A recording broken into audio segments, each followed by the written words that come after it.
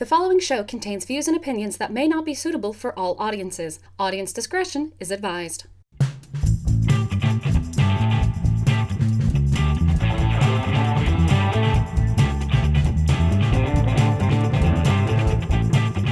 Howdy, everybody, and welcome to Thespian Talk. Been a couple of weeks, but, you know, that's what happens when you're on the road and you have all of this going on and basically work stuff already. I am your host, Gomer the Ranting Thespian, and with me this week is the Cat. Hello, everyone. And Michelle. Hello. We are all here, yay! 3-person show after a little bit, but life happens. Life happens, and that's why there's been, breakups in the actual recording format, because life happens to all of us. It happens. So Kat, you haven't been on a couple episodes. How have you been? I've been alright. I've been really sick again. I got bronchitis again, and I have to go see a pulmonologist now because I can't figure out why I keep getting sick. So I'm more or less okay, except the ragweed here is... Oh, sorry, I just bumped my mic. The ragweed here is really bad. So, I feel really shitty this week just because the allergies are nuts. Indeed. Oh God. I would advise against you coming to my part of Florida in the fall, especially because I've been to your part of Florida in the fall. Yeah. So for those who don't know, who might be listening, be like, well, why would you not want to go to his part of Florida in the fall? Just pollen everywhere. Oh my fucking God. It literally cannot be worse than here. I'm not kidding. We have severe warnings out every day, and at certain times of the year, i.e. all summer, you could see a cotton from the cotton trees just floating through the air, and you're like, I'm never leaving my house again. This place sucks. I need to get out of the Midwest so badly. Yeah. There's this perfect storm of I live next to 3 different rivers. Really extremely high humidity, really high heat. It just... The state sucks, guys. Can't wait to move. Yeah, I don't blame you. If you want a suggestion, Wyoming is pretty good. And they're not very... It's not very humid. High up, you get cooler than average summers. Really cold winters, but hey. I know I cannot handle a Wyoming winter. That is not a thing I am capable of handling. Because I think we all have a mutual friend who lives in Wyoming. Yep. And I've seen her posts about how late into the year they get snows and how early into the fall they get snows, and I'm like, nah. Yeah. No, that's okay. I'd rather die, thanks. I'll admit, I would prefer the cold because, well, I hold in a lot of heat because I'm a fat fuck. So, that colder weather, while it will reach a point where I start complaining about it as well, I would rather be complaining about being too cold than being too hot. It's not necessarily the cold so much as driving. You're a more confident driver than me. So what our winters look like in the state of Missouri is just ice. It's not snow. It's just the roads covered in ice every day. Yeah. Oh, and ironically enough, I never got into a wreck while I was in Wyoming, having to do with ice or whatever. I accidentally rear-ended a guy once, but that was in a car, and my ass wasn't paying attention. I wasn't distracted by a phone. I was just... My brain just said, "Nope, fuck you." So, but that was it. And even then, it was it did more damage to my car than his what you think, the trailer hitch thingy, the trailer ball. I don't know.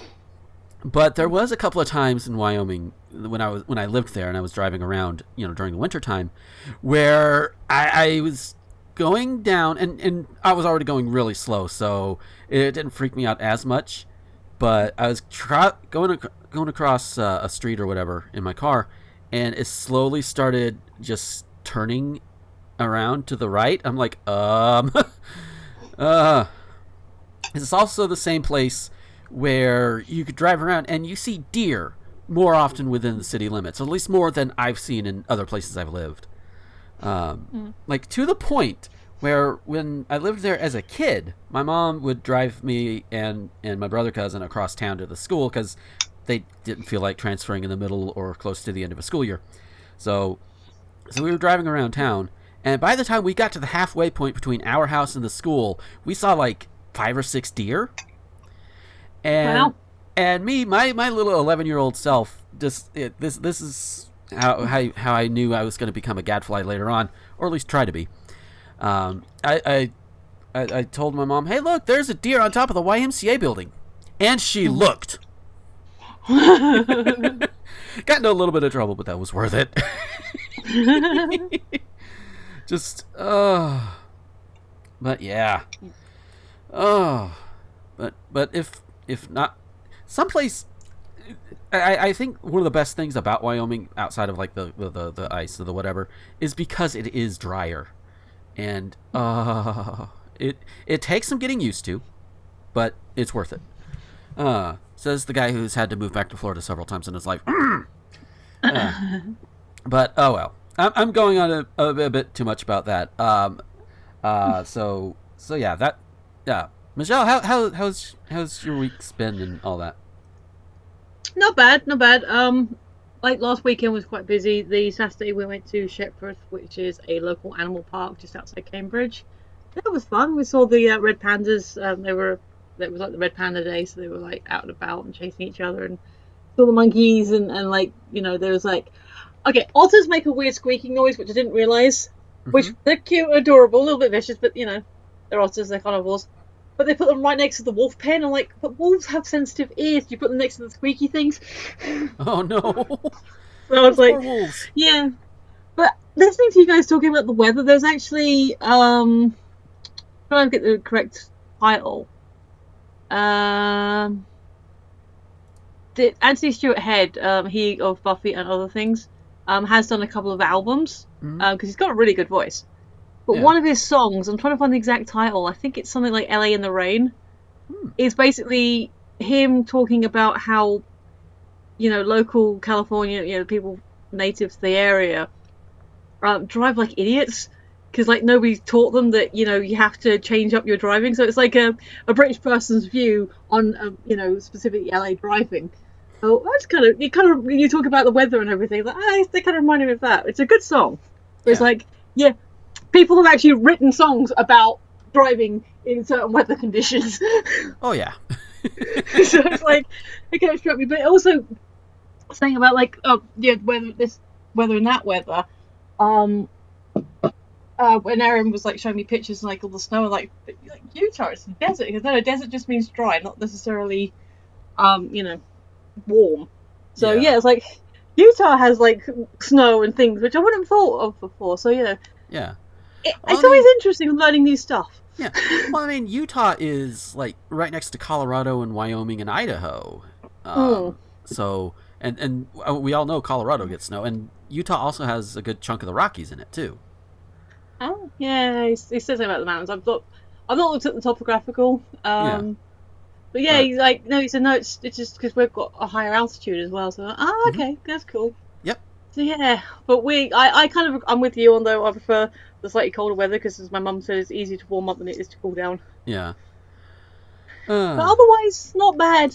I've got Joy-Con drift, and I tried to fix it with some spares that I bought from Amazon, and they didn't work. So I put the old stick back in now. But I know it wasn't me doing it wrong because when I put the old stick back in, it worked as well as it always has. So I ended up buying dodgy sticks. So that's annoying. So I have to buy some more. I think you get a neat screwdriver set out of it. Yeah. So I actually have a few other notes that are not for the regular news files or whatever, because I need to get better about that, because there are a lot of things I want to bring up, but I tend to forget about. Which certain things you really don't need to forget to bring up when you're talking about current events and shit.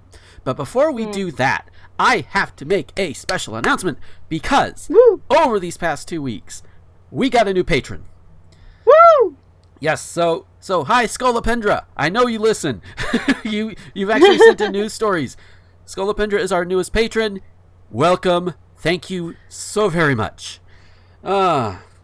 Yeah, I wanted to make sure that I did not forget about that one, because that is very important to say. Hey, this person is awesome. They are helping the cause, and I am just a little bit closer to hopefully being able to do this full time. And if you want to help with that, I'm going to plug it here. I'm going to plug it also later. But if you want to help with that, you want to be like Scolipendra and be that awesome person and help make this a full time job. Eventually, go to patreon.com/Gomer21XX. Okay.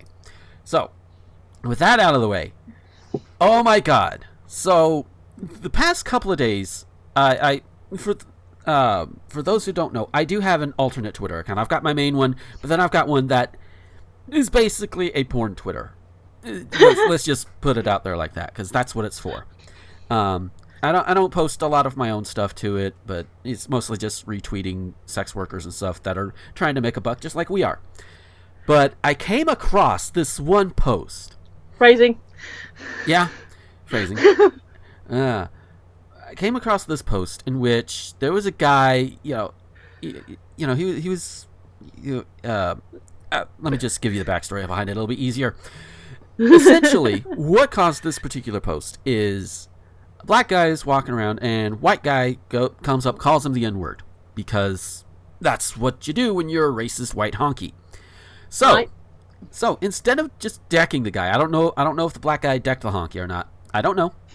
So what he did was retaliating by fucking the racist girlfriend or fiance, I think, and then video recording it and putting it online for everybody to see, and even getting her to say things like, "Well, you shouldn't have been racist then," while having sex with this dude. And I saw that. I'm still trying to process it, because on the one hand, it's like, okay, honky, you should not have been racist. You're definitely in the wrong. But at the same time, it's like, would going and seducing his partner be over? Would it be too far? Would it be not far enough? Is it? I mean, and it's obviously consensual. I'm not, Yeah. So it's like, I am still having a problem processing it, and I'm putting it out there because maybe somebody else can process it a little bit better than I can. I don't know. Can either of you process it better than me? As your resident asexual, I am literally incapable of processing that. That is fair enough. You got the most sexualized person and the least sexualized person who are sitting there in agreement, like, what the fuck? How?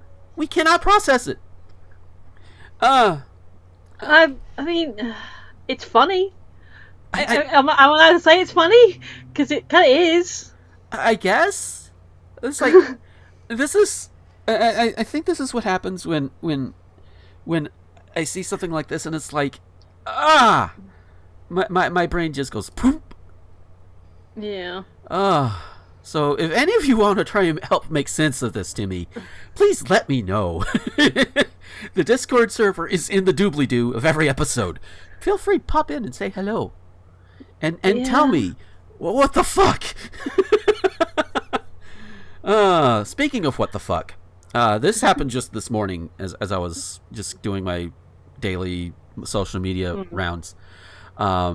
Some dude decided, you know how some people will censor words, self-censor or whatever. Usually it's like curse words, or if you belong to certain religions, you'll censor God or what have you. And that's all well and good. I saw a dude censoring the word woman in a tweet. Like, wait, what? Like, and it's not, I don't think he was trying to necessarily be outright sexist, although he might have been, given the type of person this person turned out to be. But why would you? Why? I mean, was he afraid that?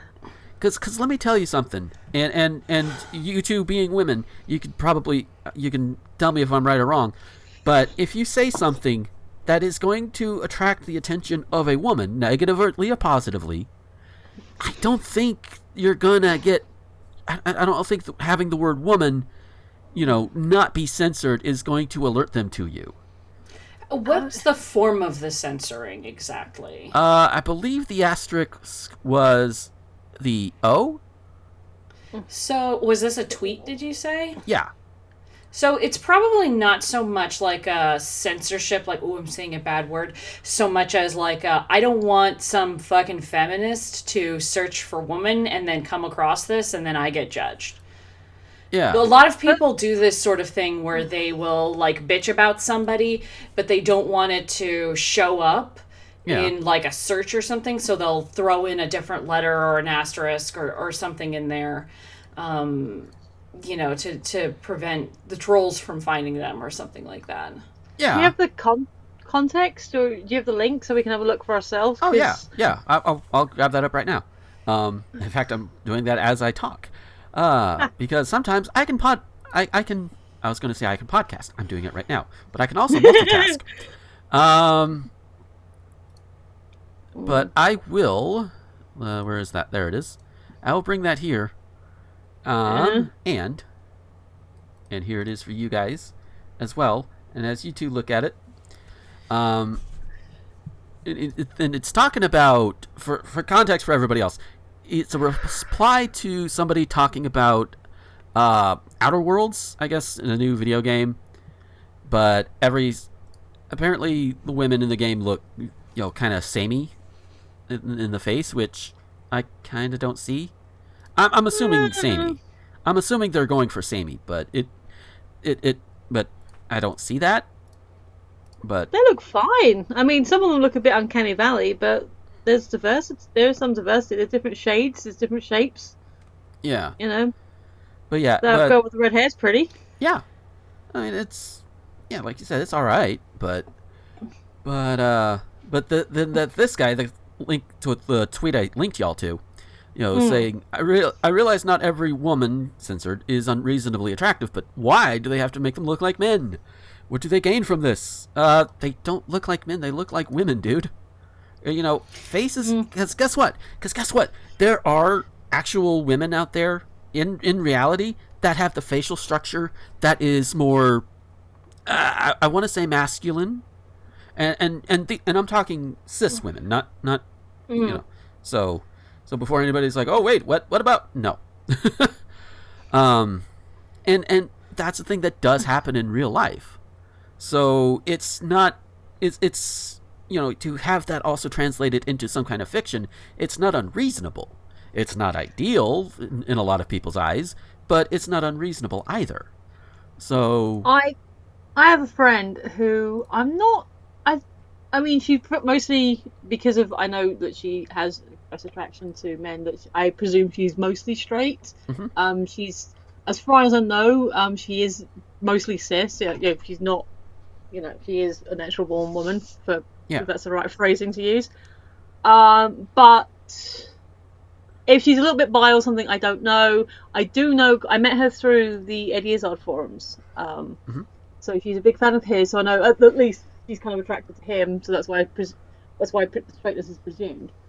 Yeah. But she's also a little bit androgynous, and she has keep her hair short, and because she kind of has a similar facial structure, she's kind of modeled her look on Eddie, like in whatever mode he's in, obviously more naturalistically towards femme mode. Right. But I was looking at recent pictures of him on his Twitter, and I think he's lost some weight, which suits him, but they kind of do look alike.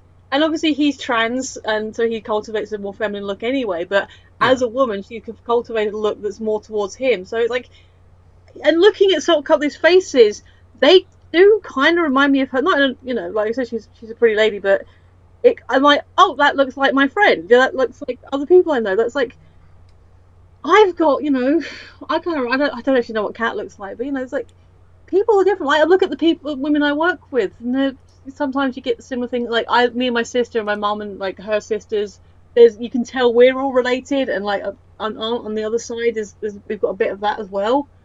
So familiarly, that'll always happen anyway. But my mother's sperm donor, she left when she was about 3. They've rebonded, but me and my sister don't want anything to do with them. Right. But he said that after he left my nan, he never was with another woman. He never and we were like, bullshit. Partly because it was like over 50 years, why wouldn't you? Yeah. And that's fine. They were divorced, whatever, they're fine. But also, I keep seeing my face in women I've never met. I keep seeing me. Yeah. But it's entirely possible that I am somehow blood related to these random women that I keep seeing.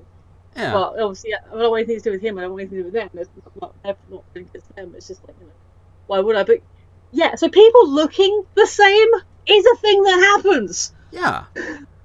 I mean, just yeah. And to tie back to something we probably talked about before, just, not every video game woman that you do not create yourself, doesn't have to look like fucking Tifa Lockhart. They don't have to. They could look however the designer wants them to look. And if you don't like that because they don't make your pee-pee hard, then, oh well. Tough shit. Put up with it. Guess what? Everybody's been having to deal with all of these gorgeous, scantily clad women in media for the most part for all of these years. You can deal with the opposite. What do we know about this game? Are these like fixed character models, like background NPCs or whatever, or are they customizable? I know some games have customized. I'm assuming they're fixed. I don't know much about Outer Worlds and whatever. But to get back to the reason I even brought it up was the whole censoring. Sorry. to kind of build on Kat's point about not wanting to trigger like the quote unquote trigger a troll full or whatever. It's like it's a little overly broad, I would think. But I mean, it would be one thing like you want to censor out like say Vic Mignogna, for example. So you don't have all of those Vic bots. But, woman, I just find it broad. But that's also just me. So, Looking at some of his comments, it looks like he's been kind of ripped a little as well. So yeah, and I admit I saw that and I'm like, I don't get it, but okay. But yeah, so there is. I kind of have on the censoring subject.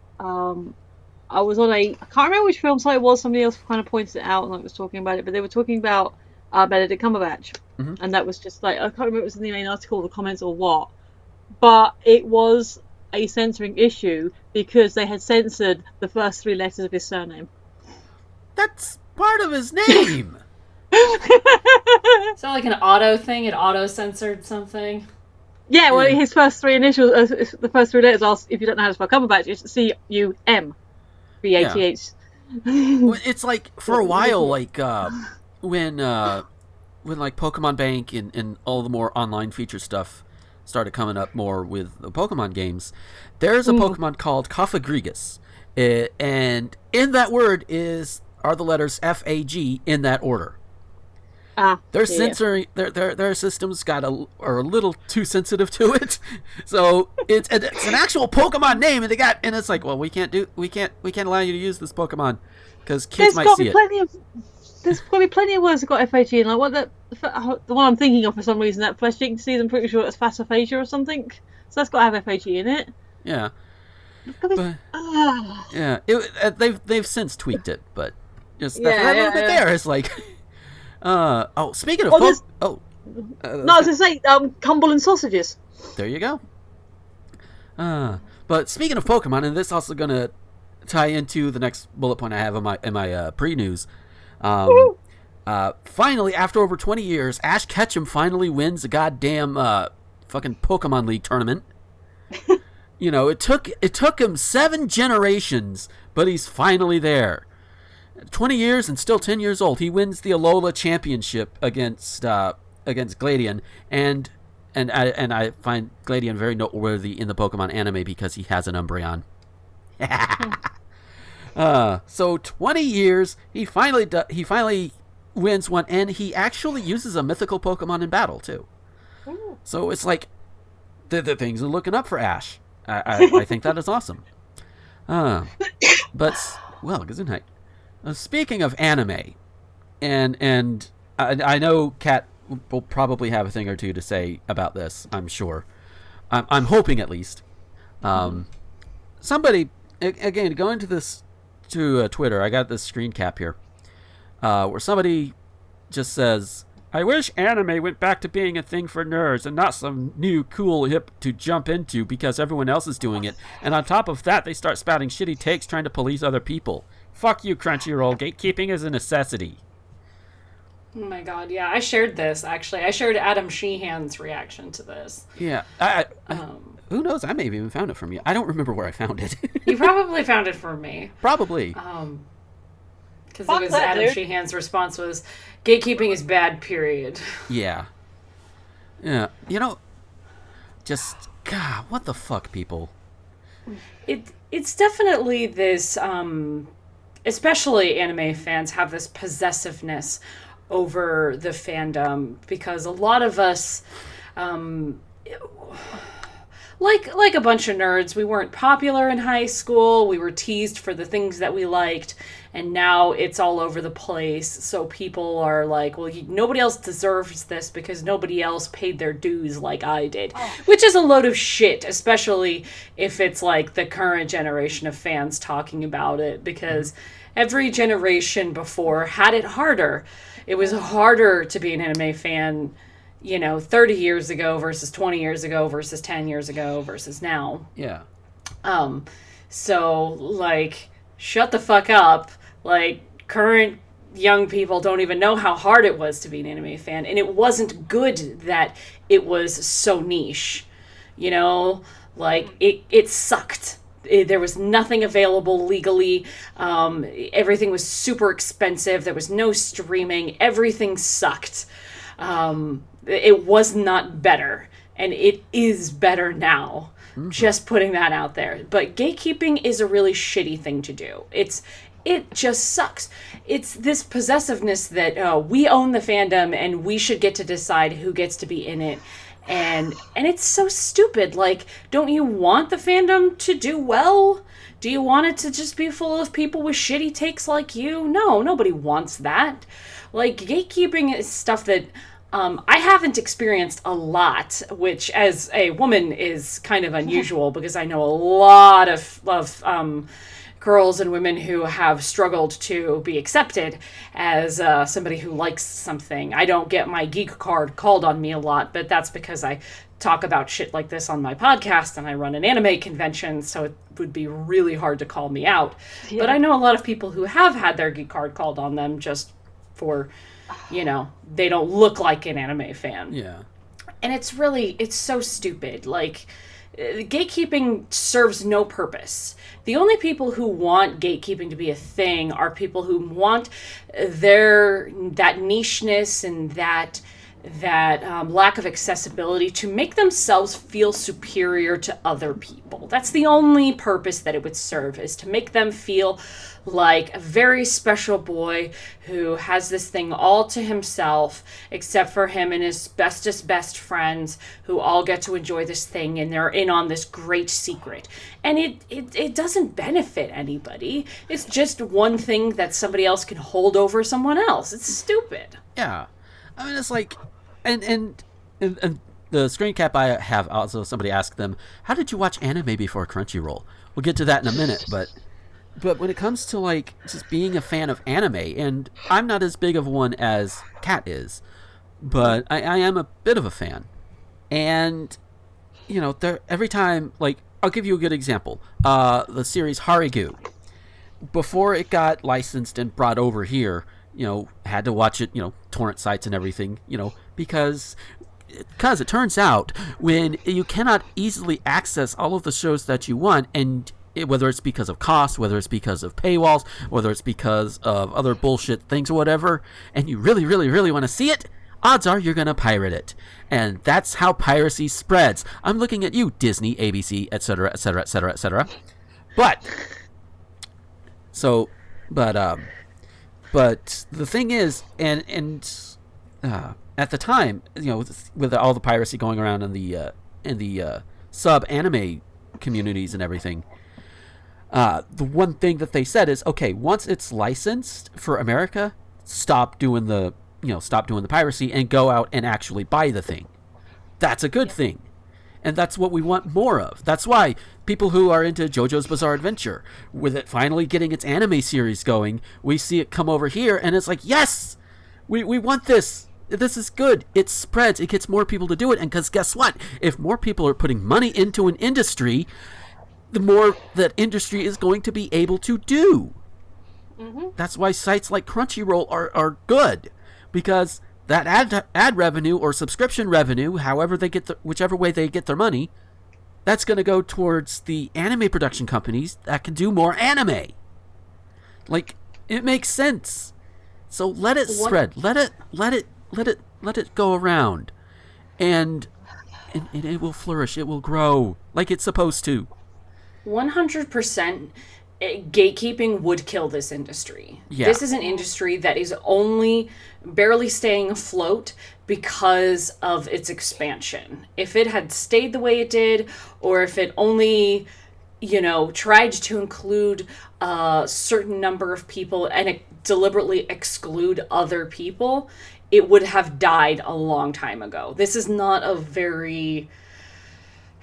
I don't want to say it's not a sustainable thing, but, a few years ago, the anime industry was on the verge of collapse, if you didn't notice by all the companies that went under. Yeah. Here and in Japan. And without the American companies, the Japanese companies would all be out of business too. Like, we are completely codependent on each other at this point.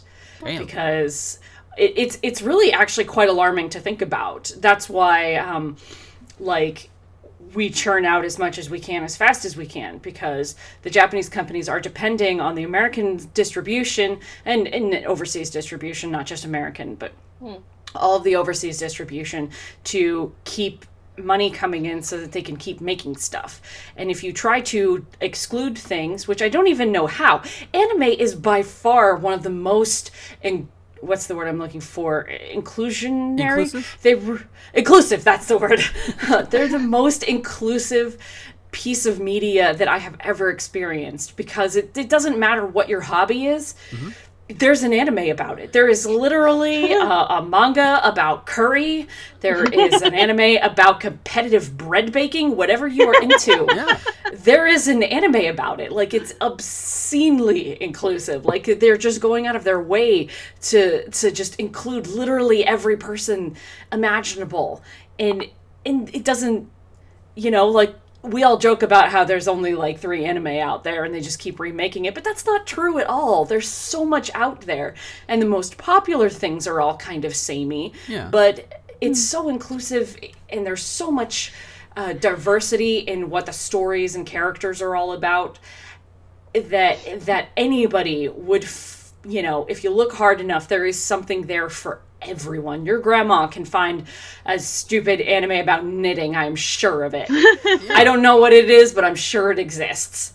So, to say, oh, we should gatekeep is like the opposite of the intention of anime. It's so completely in contrast with what anime is about, and with what the companies are about, and with what the creators are about. The creators want their stuff to get out there. They want their stuff to go to as many people as possible. It is such a reprehensibly prideful thing to say that gatekeeping is a necessity because we want to keep out certain people. And also, don't say that gatekeeping is like a good thing and then ever go to an anime convention. You don't belong there if you want to keep people out.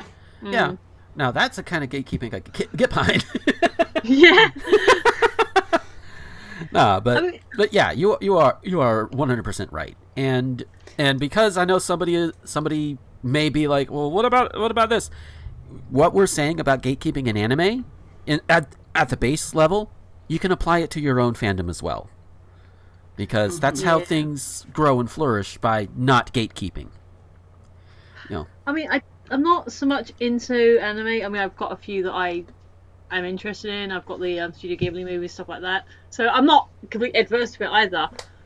But, it depends on the thing. If it interests me, I'll probably pick it up and have a look. But speaking as someone who is a multi-fandom geek, I love it when somebody else, or I find someone else who's into the same things as I am, because, hey, you've got a common interest. And hey, you can tell if they're like newer to the fandom, you can say, oh, here's the thing, and here's that, and oh, check out this website, or this guy on the YouTubes or whatever. It's like, it's more fun. Like someone said about the Terry Pratchett, like being so completely the Discord fandom being so open, because like, oh my god, you're into this. Okay, like Color Magic's a bit dense. You know, you might not necessarily want to start with this. So here's the Weird Sisters thing, or here's the Night Watch series, and here's good points to go into it if you're like a bit overwhelmed, or try some of his like if you know try some of his more kid orientated books if you want to just sort of ease your way into his writing style. And it's like so open and so inclusive. It's like, oh my god, you found it! Well done. Welcome. Here are the cupcakes. Here's the coffee. You know. I was like, yeah, that's what regardless of what the fandom is, the openness and having, because, like you're saying, if it's more people are interested in the thing, then more of the thing will happen. Yes. Because more people could possibly throw money at it. Yeah. And this is not a new phenomenon. Like, gatekeeping has always been a thing. Yeah. It's just that now we have, like, Twitter to remind us that there are always going to be people who want gatekeeping. Gatekeeping, like, even when I was, like, 15 years old, was said, like, oh, you can't be a real fan unless you've watched this. Or you can't be a real fan unless you only watch the Japanese instead of the English dubs. There's always going to be people who are going to tell you how you should be as a fan, and that is a load of fuckery. Yeah. As long as you are procuring your stuff legally and you are enjoying it, then you are a fan. Like, that's all it takes. Yeah. Yep. You know, it's not that difficult. Just be kind. Yes. Yeah. So. Sorry, I was going to say the Eddie forums I mentioned earlier. We used to have a running gag about welcome to the asylum, your meds are on the way. To any new member, I was like, hey, you found us. So there was the question: how did you watch anime before Crunchyroll? I know how I did, because growing up, the most anime that I watched as a kid was pretty much the Unico movies. Because my parents taped them off the Disney Channel when they ran them. The Unico movies and the 1970s Jack and the Beanstalk anime movie. Which, I didn't know what anime was. It was like, oh, hey, those are cool. And the lips are moving weirdly. I still like it, though. And then we all know what happened when Pokemon and Sailor Moon all came over here. And, well, the rest is history. But before Crunchyroll, and when I was between jobs and didn't have like much in the way of money, I admittedly I did pirate because again, didn't have the easy means to watch what I like to watch. So but now we have Crunchyroll, and it's like, okay, even for free, as far as I know, you could go up there and you can watch pretty much any anime they have on there. Although it would be nice if they had certain other series up there. But, Don't bitch about the licensing. I'm not. Don't even get me started. I won't. I understand why. It's just slightly irritating. But still, it's still a lot better than what it was back even when I was a kid. So, I spent obscene amounts of money at Suncoast Video. Yeah. Because videotapes were $25 to $30 a piece for like 3 episodes of a show. Oh, yeah. And I was collecting Dragon Ball Z, so fuck my life. Oh, damn. Because that is a lot of money. That is what we did before Crunchyroll. Yep. Is a whole lot of money. Got dumped into videotapes, and then videotapes went away, and then got dumped into box sets, and no, not even box sets, like a single issue DVDs, and you had to wait 6 months for another DVD to come out. Yeah. And so it would take like 5 years to collect a 24 episode show. It was insane. Yeah. I was getting like the Friends like on VHS when they were out, and I think they did like 4 episodes per cassette. Like, I'm watching the DVDs again now. Like, I think that's 6 episodes per disc. But I was like, they never. I think because DVD kind of came over in the crossover, so I don't think they ever released all 10 series of Friends on VHS. I was just thinking, that's a wall. If they ever completed, that would be a wall. Yeah. It's over 200 episodes. It's like. I'm guessing it's pretty similar with any anime, or where they've only got a few episodes per for a really long show.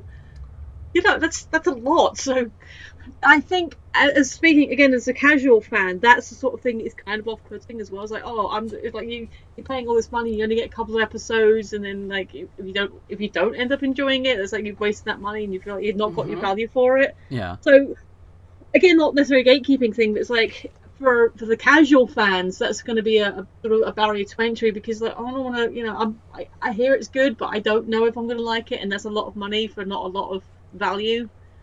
But so the fact that it's all now DVD, and like speaking for my friend's collection, like the box set's tiny. Like it is 10 DVD sized cases, so that's the space it's taking up now, as opposed to the entire wall. Yeah. Oh, so with that, we're going to go ahead and take our break real quick. We'll come back, and there's still a couple more things before, the pre-news stuff that I want to talk about, but let's go ahead and take this break, and when we come back, we'll be back. Hey folks, we'll get back to the show in a moment, but first I want to tell you about Patreon. Patreon is what I use to get around all of the YouTube adpocalypse bullshit, and while I don't have a lot right now, every little bit does help. And if you like what you hear or what you see on any of my videos or podcasts, head on over there. For as little as $1 a month, you can get all of these things early before anybody else does, and you can get them completely ad-free.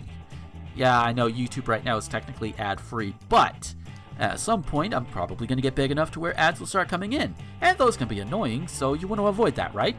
If you go ahead and go now over to patreon.com/Gomer21XX, leave $1, $5, doesn't matter how much, you can get all of these. Again, you can get them early, and you get them without ads, even when I reach the point on YouTube to where ads can be put on these videos. So it's a win-win. And you can even avoid the ads that go up on the Anchor versions that go out to all of the other websites that are out there. No ads. It's great. So that's patreon.com/Gomer21XX. Howdy, everybody. And I actually have an announcement for this particular one. Because normally I would have some sort of silly thing or silly story or whatever, but I have an announcement, and that is I'm going to be changing up the Patreon a little bit. I think I alluded to it earlier in the show, and I'll allude to it again later on. But what this change is we are going to start doing some bonus content for Thespian Talk, and as I'm able to get back into doing more podcasts, I'll do that for those as well. And I'm not sure what the dollar level is going to be yet, because on the one hand, I want it to be $1 so it's more inclusive, but also, have incentive for people to maybe provide more, pledge more to the Patreon. So I'm thinking maybe a $5. As of this recording, I've not decided yet, but we've got a couple of weeks to kind of hammer out all those details. So that's the big thing that's coming, is that big change to the Patreon, and that's going to be a thing. I've seen others do it and have some little bit of success, and it's always kind of cool because you have a little bit of extra, and it's like a reward. It's like saying, hey, you do this, then you get to have all of this. Don't know how it's all going to work out just yet, but but yeah, in a couple of weeks after the show goes up, we'll have that first one, and by then I'll have decided, okay, we'll have whether it's for everybody being like the $1 level, or like a $5 level, or what have you. So yeah. I'll probably tweak a few of the other perks as well, considering my time frame with the day job and everything. But, we'll work it out. So, yeah, enjoy the rest of the show, and catch y'all next time.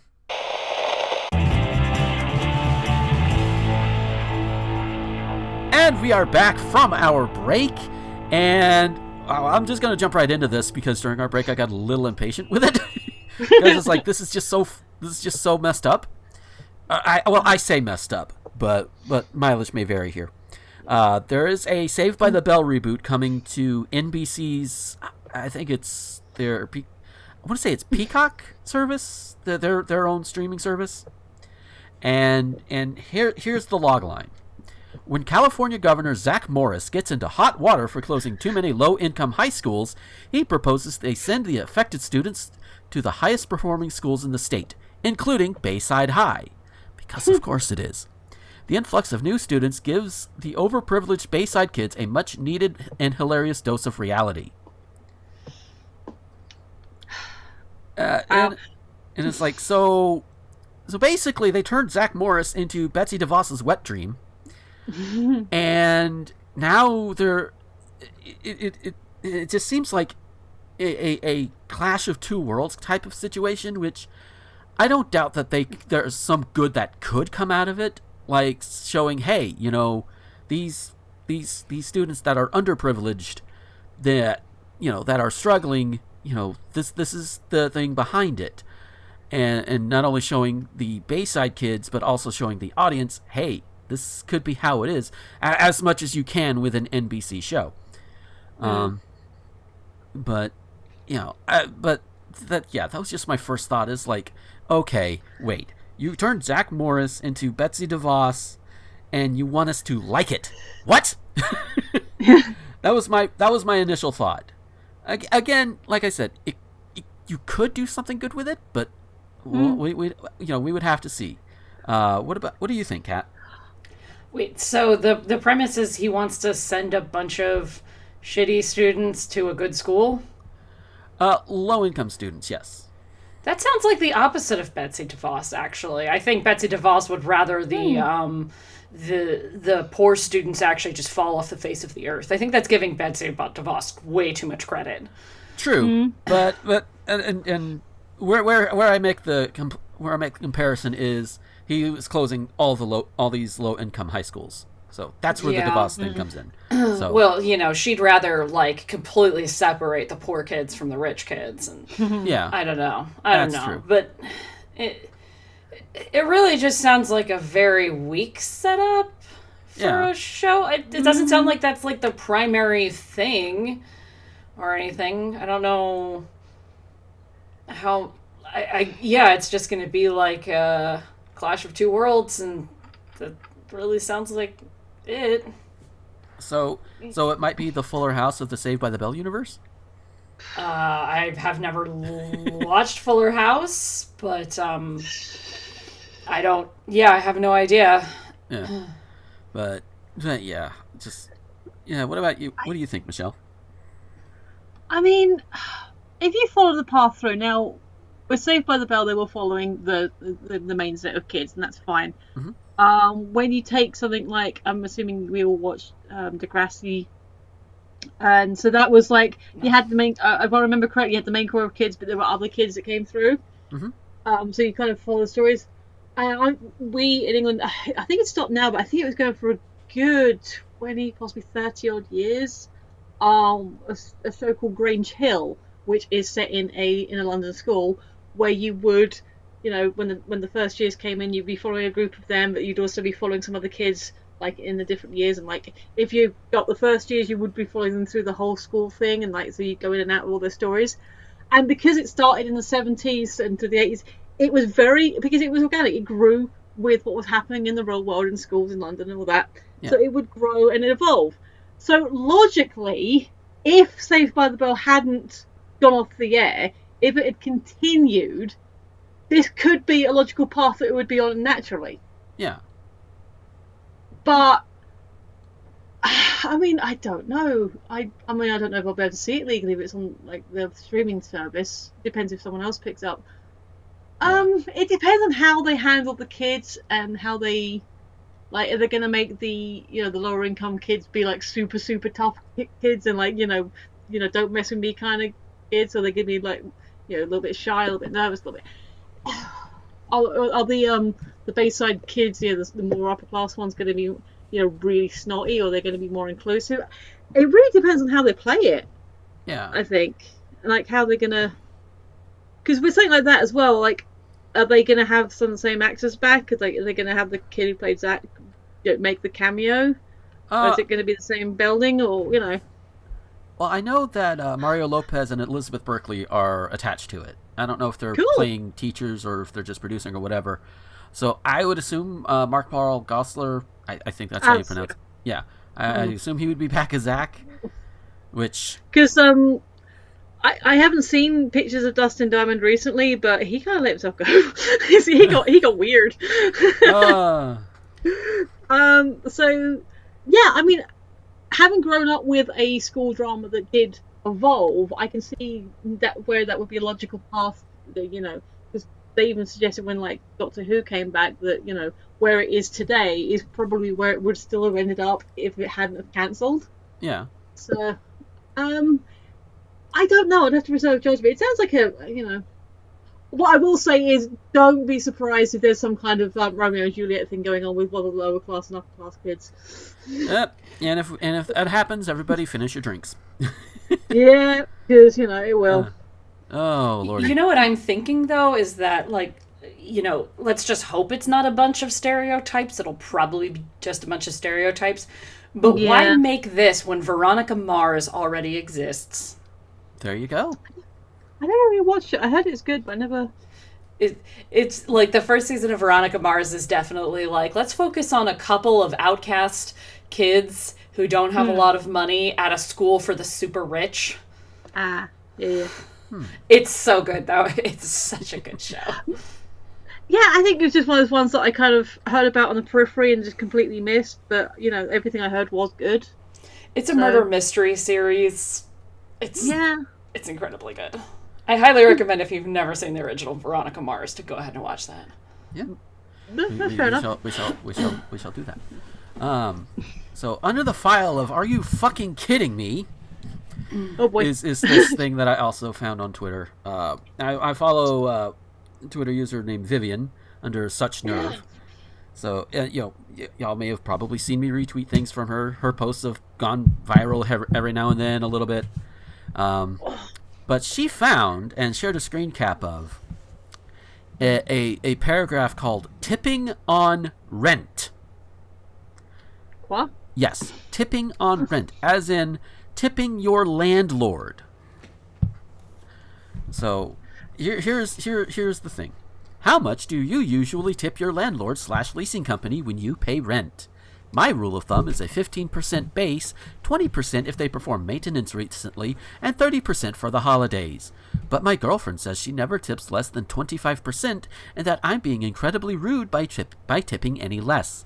Am I crazy here, or have I been under-tipping this whole time? You're paying the magnitude of several $100s for the privilege of living in a specific space. I don't think you need to pay any more than that, and you're probably paying at least one utility. I don't think you have to worry about tipping. And this is definitely new to me because I've rented places before. Rented places in Wyoming, rented places in Indiana, rented in Alabama. Never has tipping for renting a place been on the table. And it's like, here, you paid this much. I think my experience has usually been you have the rent and they also take care of like water, for example. Electricity, internet is usually on us. And gas if we have like a gas stove or what have you. The rest, that's where it is. So by paying more to a landlord, even though what that money is supposed to go toward is for that landlord to help maintain that place in some way, shape, or form, or pay off mortgages or whatever their bills happen to be for it, tipping more, especially if they don't need it, that's just no. Tipping your wait staff, I understand, because they get paid half minimum wage. So yeah, they really do need that tip. But a landlord? Not even down here. How do you even tip? I do not understand. Like, that flummoxes the fuck out of me. I pay online. Me and my roommate, we go online. It automatically deducts from our accounts the exact amount, split evenly in half, and then I pay the utilities because I've got a bigger room. Yeah. Like, there's not even, like, an option to pay more.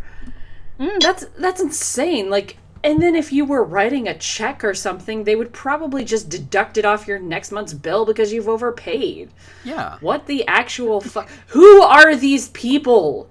Who are these people who are tipping their landlord?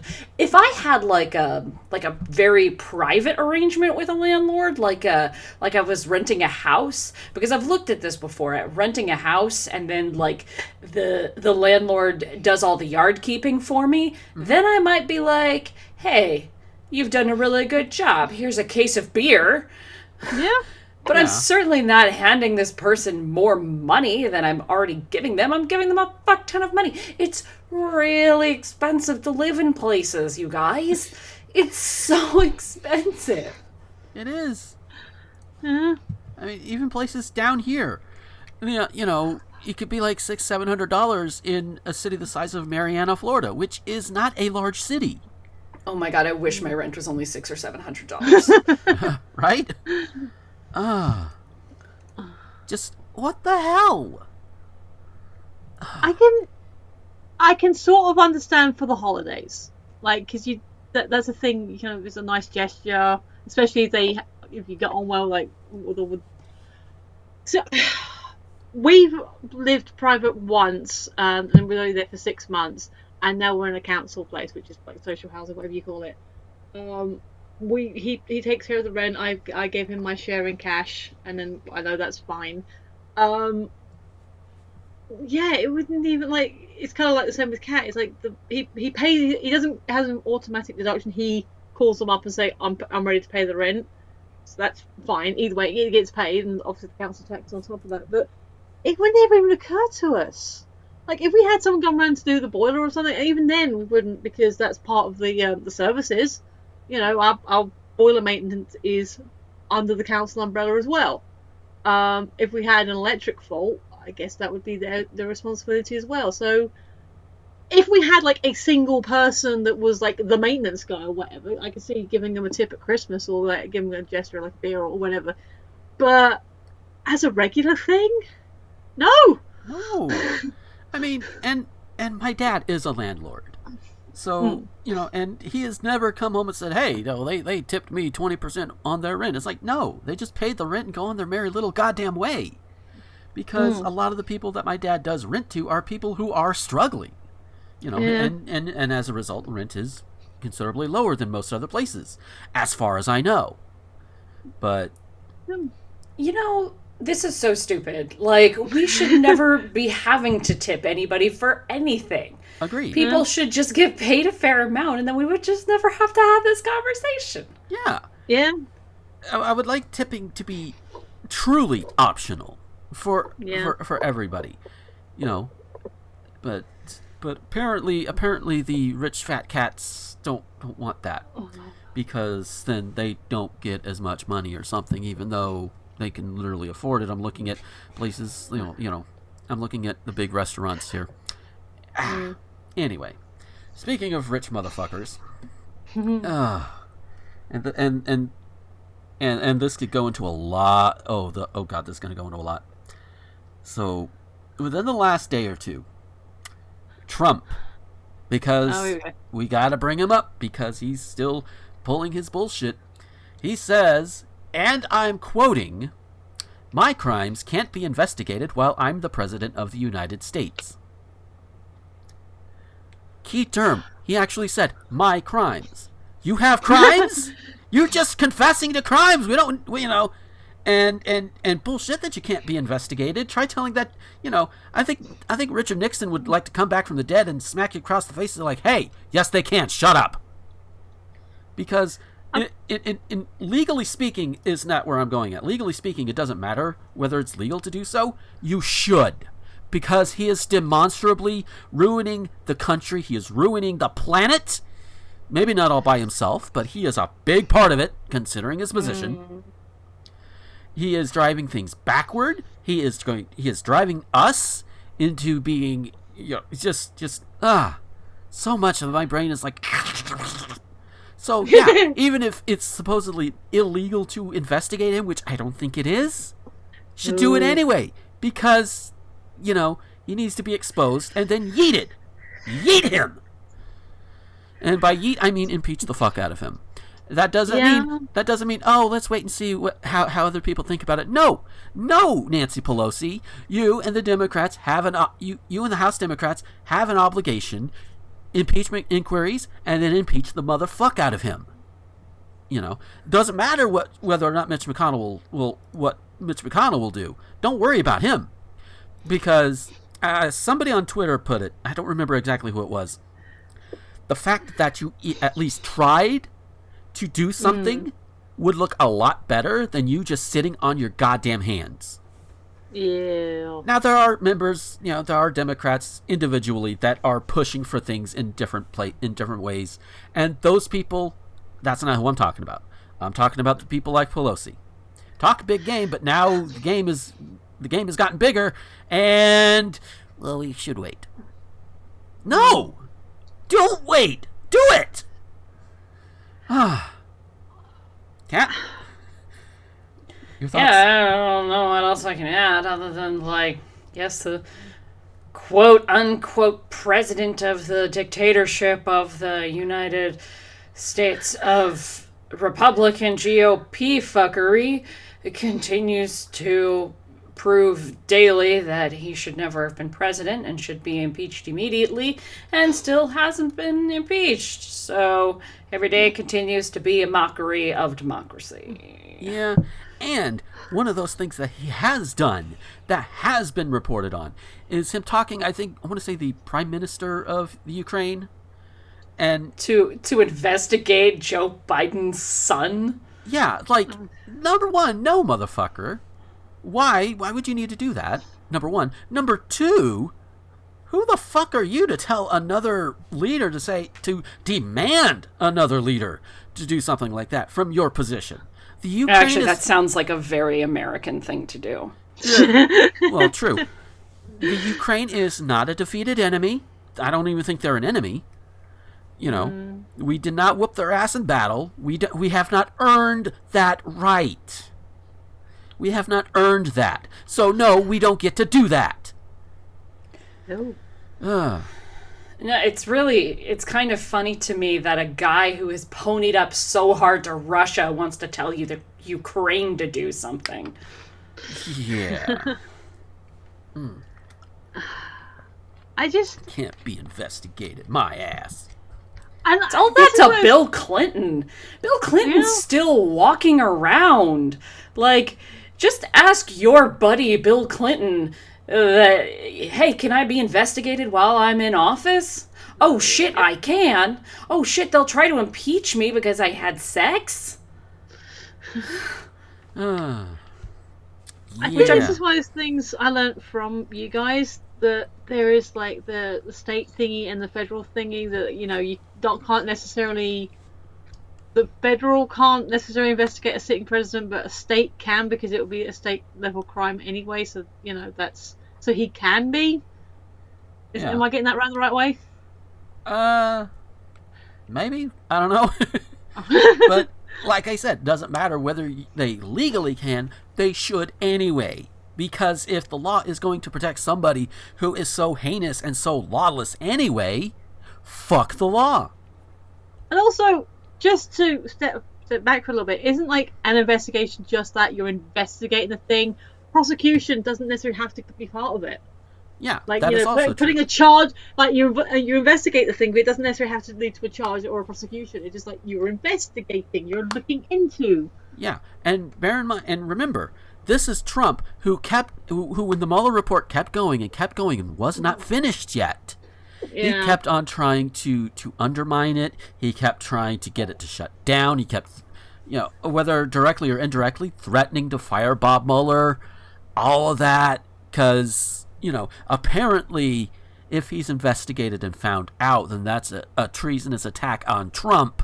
Again, I don't think those were his exact words, but the meaning is there.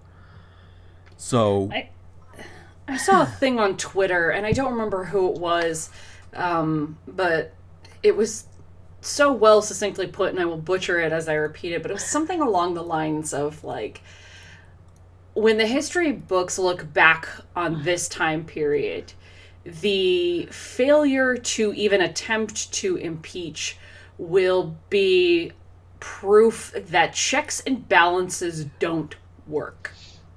Yeah. It's alarming that everything that's going on and the fact that nobody is really trying to stop it is proof that the government is so wholly corrupted that the people who run our government care so little about the American people that they are not willing to challenge the president with the backing of the GOP, and we are allowing things that are crimes against humanity to take place on our soil, more so than, usual, that the government does not work. The system of government that we have as it stands today is a failure.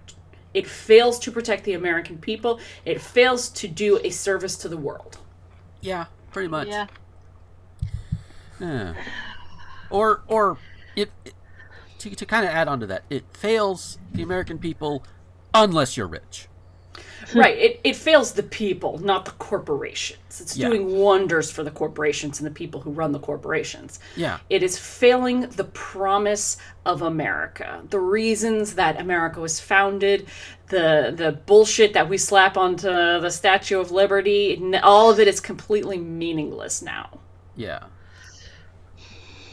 Just, fuck. Trying not to sound too pessimistic or anything here, but yeah. This is a failed experiment. Yeah, and how do we turn it around? Well, you see the term guillotine time, right? Did you know that France allowed public executions via the guillotine up into the 70s? I think I heard something like that. Just saying. Yeah. Options exist. They're very much so. Very much so. And I know somebody's going to be like, well, isn't that inciting violence against rich people? We don't care. Because it is a wonder to me, okay, because we are probably the most well-armed nation on this planet at an individual level. That it is a wonder that all of these people who talk these big game, like, we need to stand up to the government or whatever, well, the government needs to be stood up to. Where the fuck are you guys?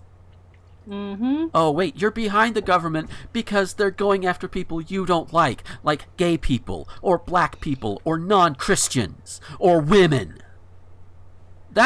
You don't care about that, but oh no, they go after some redneck honky in the trailer park in fucking Bonifay, Florida, and you're just gonna be there like, then you do the thing. It reminds me of like Eminem's "The Way I Am," which came back out in the 90s, when school shootings wasn't a common thing yet, when Columbine was still shocking as fuck, because it's not supposed to happen, but yet it did.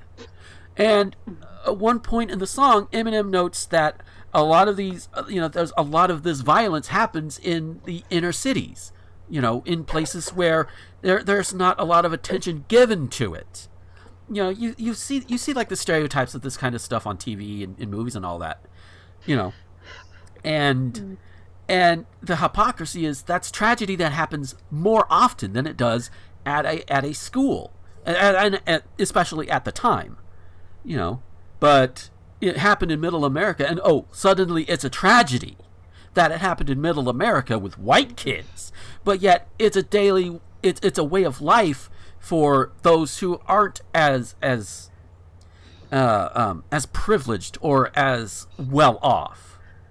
So, but now it's suddenly a tragedy. It can make somebody bitter, and I definitely see that. It's like, yeah, I see where the bitterness comes in, because it's like, this was happening here, and it was horrible, but it was ignored until it encroached upon the rich white doorstep. Then it's a tragedy, and then, 20 years later, it's encroached even more. It's made itself at home in the living room, and nobody's doing anything because the NRA needs their blood money.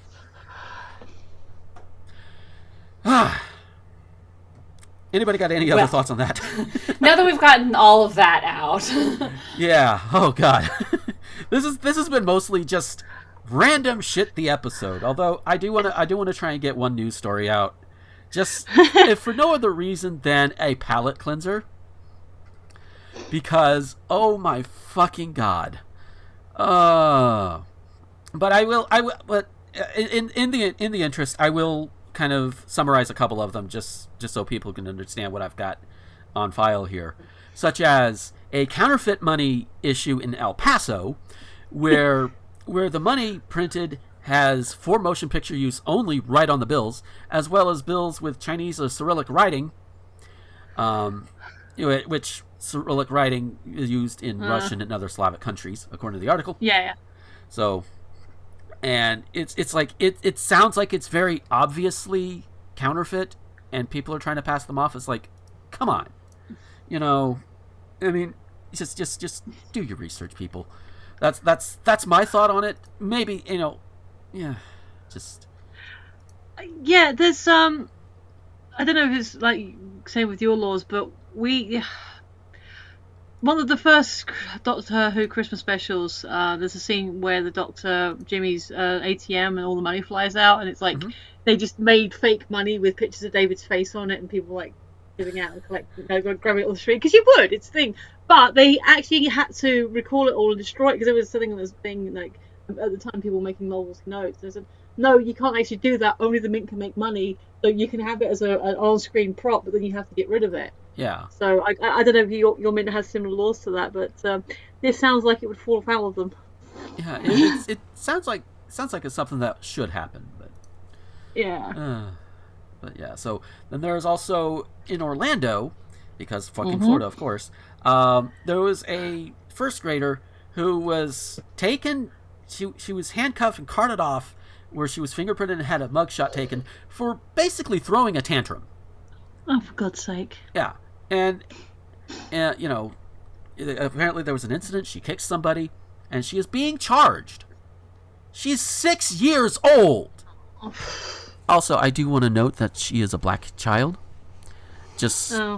I'm willing to bet that probably has something to do with it. Because I'm willing to bet if it was a white 6-year-old, that likely would not have happened. They would have still gotten in trouble, but they wouldn't have been in trouble with the law. 6 years old and already have a police record. No. Kat, you have any thoughts on either of those that I've summarized, right, Rick? No, I just a big sigh, that's all. Yeah. Yeah. Okay, so, but this one I want to talk about, read a little bit more in depth. So, this one I think happened in the UK. So, a man has been ordered to carry out unpaid work after he farted at police during a strip search, telling them, "How do you like that?" Sorry, my partner mentioned this morning and I hadn't looked into it. No, continue. Yes, Continue. Disgruntled Stewart cook deliberately broke wind 3 times during the search after being caught with cannabis. Oh my god. Deputy Fiscal, am I saying that right? Deputy Fiscal? Yeah. Alan Townsend said police attended the Langstraat in Aberdeen following a report of a collision and saw the 28-year-old standing next to a vehicle talking to the driver of another vehicle. He said officers approached him and smelled cannabis. Cook became irate, in quotes by the way, irate, when he was handcuffed and began shouting at officers. And I realize irate could have just been quoting the officer directly, but still it looks weird just on its own. A search was carried out of Cook and the vehicle, and a small amount of cannabis was discovered. Cook continued to act in the same way as he was driven to Kitty Brewster Police Station. He screamed expletives and puffed out his chest towards officers, the court heard. At the station, he was strip searched and told to bend over. At a previous hearing, Deputy Fiscal Lucy Simpson described what happened next. She said he deliberately farted in the direction of the officer 3 times, stating, "How do you like that?" Cook of Ann Street, Stonehaven, previously pled guilty to possession of cannabis and to behaving in a threatening or abusive manner by shouting and screaming aggressively, displaying aggressive body language, making a lewd remark towards police, and intentionally flatulating in the direction of police. I fucking the general direction. Oh my god. Defense solicitor Laura Gracie said her client had been involved in a minor traffic accident. She said he had been smoking a cannabis joint at the time and felt police overreacted in the way they dealt with him. What are the cannabis laws over there? Do you know, Michelle? Actually, I was watching a video about it. Say basically it's class B, which means it does come with a criminal thing. You can, I think it's up to 5 years for having personal use and 15 years for distribution. Okay. So, amazing. So this dude went off on one, and Remember, Aberdeen, so he's doing this all in a Scottish accent, which makes it even, if you get that in your head. All I can think of is, one, hilarious, but two, bad weed. If he's actually flipping out and getting angry with these people, he's got a dodgy dealer. Because, in my experience, it's supposed to mellow you. Yeah, it is. But also, like, was he like holding back? Because we've all, we're adults. We've all passed wind. I'm sure. In the course of these, recordings, we've probably passed wind a few times. Oh yeah. But do you hold? If you're doing it 3 times successively, like, are you holding some back on purpose? Like, is that? I know sometimes you have like one quick rattle and another couple follow along, but it sounds like he was holding back and deliberately this is the aiming. Conversation we're having right now. Oh my god. It's like we're breaking down the scene of Breaking Wind. Yes. I think we have a title. Yes. Yeah, like I said, my partner mentioned this morning, and I laughed at it then, but I didn't sort of I get further clarification on what the how do you like that then? Like, just yeah, no. But the thing is, amazing. I can kind of picture it, like, and I don't want to sort of, because being a British person with a bit of Irish, my step granddad is was Glaswegian. And I never understood a word the man said, but yeah, I mean, I'm not saying as a British person I wouldn't necessarily, because it depends on my mood or what the situation. I'd have to be off my tits as well. I'd probably to do something like that on purpose. But yeah. I can see it more from a Scottish person. I'm sorry, that sounds bad. Not to stereotype, but I mean, I love all the Scottish people I know. They're lovely people. I haven't been to Aberdeen, but Edinburgh's a beautiful city. I wouldn't mind going back up there. I'm not sure about now. That's just funny. But like I said, if he's getting irate and he's getting his dander up that much, he is being. He's got bad weed. Sounds like it, yeah. And especially if it's not the first time he's gotten irate on. Yeah, he needs to talk to his dealer, because he's got bad shit. It's not. No, cat. all I can think of is I don't know. I feel like this should have been like an old timey. Like the offense is something that I would have pictured in like the early 1900s. Like, this man flatulated near me and blah blah blah. Like, no, that would have been amazing. It feels like something that would have been made better with ascots and top hats. It's hard to picture this as a modern offense, but here we are. Yes. Although, because it's in Scotland, so a kilt going breezy. Oh my god, just amazing. But either that or Florida. This should have been a Florida story. You would but think. It's not. This is Aberdeen. So here we are. Now what I'm picturing is this guy like getting arrested 6 months down the line and then farts again, and then he becomes this guy who's like a serial farter. Farter. And then I'm picturing the documentary about him and what the documentary title is going to be. Going to have a lot of fun with this one. Oh yes. And I think that was good. That's a good one to leave on, because I try as I might, I don't want to leave everybody on a negative note whenever possible, because we talk about a lot of deeper shit. We talk about low shit, but now we're talking about higher shit, and well, shit's related to farting, and I'm just now realizing my phrasing. But yes, so yeah, and I'll likely talked about it in the in the break stuff, but I'm eyeing some changes in the Patreon stuff, some stuff that's exclusively for patrons. All those details will be in there, and we'll work all of that out, and hopefully we'll be able to implement that soon. Fingers crossed. And hopefully I can get a little bit more regular on the recording, so that, I mean, not that it's been too bad, because I think it's been like a month since I started working with this particular driving company, and I've been able to do at least 2 or 3. So not as bad as I feared so far, but at the same time, it's like I need a little bit more regular. I need a better work home balance here. But that's the thing about truck driving, I guess. So with that, we're gonna go ahead and get on out of here. Kat, if we wanted to find you on the social media, where could we find you? Find me on Twitter at LabyrinthCat and Facebook.com/NerdistCat, and check out my other shows.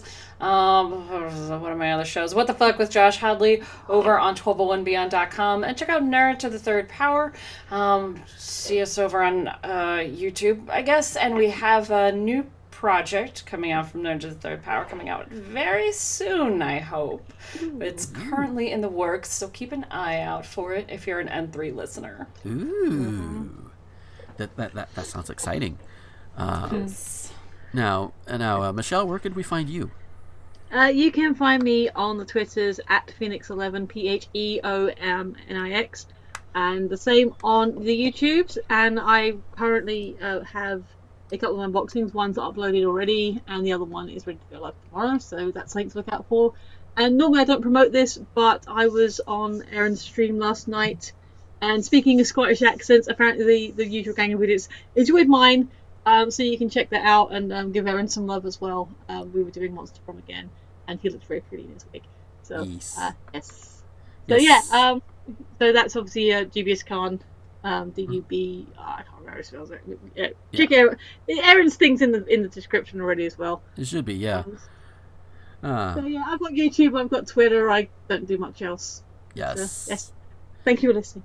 Yes, and the common denominator between Erin's stream artwork and mine is they're both done by the lovable and very talented Becky Hopkins, who does the awesome artwork. You should go and look at her stuff and maybe even commission her, maybe, But you can do that at becky-hopkins.com. That should help. That should get you to all of the links and everything that you need to know, and whatever I don't say here should be also in the doobly-doo.